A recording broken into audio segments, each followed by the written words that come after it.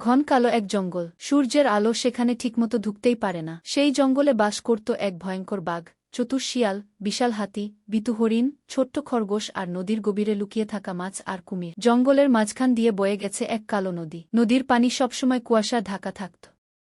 সবাই বলত, ওই নদীতে এক ভয়ঙ্কর রহস্য লুকিয়ে আছে। বাঘ ছিল জঙ্গলের রাজা, তার এক গর্জনে পুরো জঙ্গল কেঁপে উঠত। কিন্তু সেও নদীর ধারে একা যেত না।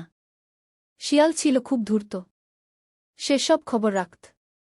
একদিন সে ফিসফিস করে বলল, নদীর নিচে কুমির নাই, তার চেয়েও ভয়ঙ্কর কিছু আছে। হাতি বলল, আমি বড় আর শক্তিশালী, ভয় পেলে চলবে না, আমাদের সত্য জানতে হবে। হরিণ আর খরগোশ ভয়ে কাঁপছিল, তবুও তারা বন্ধুদের সাথে যাওয়ার সিদ্ধান্ত নিল। রাত, চারদিক নিস্তব্ধ। হঠাৎ নদীর পানি কাঁপতে লাগল। মাছগুলো ভয়ে লাফিয়ে উঠছে। কুয়াশার ভেতর থেকে ধীরে ধীরে দেখা গেল বিশাল এক কুমিরের চোখ জ্বলছে আগুনের মতো। কুমির গর্জে উঠল, এই নদী আমার, যে কাছে আসবে সে আর ফিরবে না। বাঘ রাগে গর্জে উঠল। হাতি সুর উঁচু করল। শিয়াল কৌশল ভেবে বলল, আমরা সবাই একসাথে থাকলে কেউ আমাদের হারাতে পারবে না। কুমির হঠাৎ পানির নিচ থেকে লাফিয়ে উঠল। নদীর ঢেউ তীরে আছড়ে পড়ল।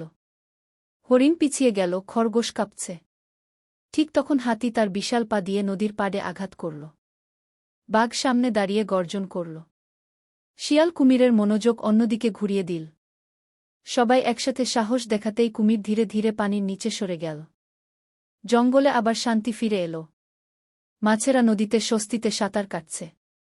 বাঘ বলল, শক্তি একা থাকলে ভয় পায়, কিন্তু একতা থাকলে জয় আসে গি। হরিণ ও খরগোশ হাসল। শিয়াল চুপচাপ মুচকি হাসল। হাতি আকাশের দিকে তাকিয়ে বলল, আজ আমরা শিখলাম, ভয়কে জয় করতে হলে একসাথে থাকতে হয় গি।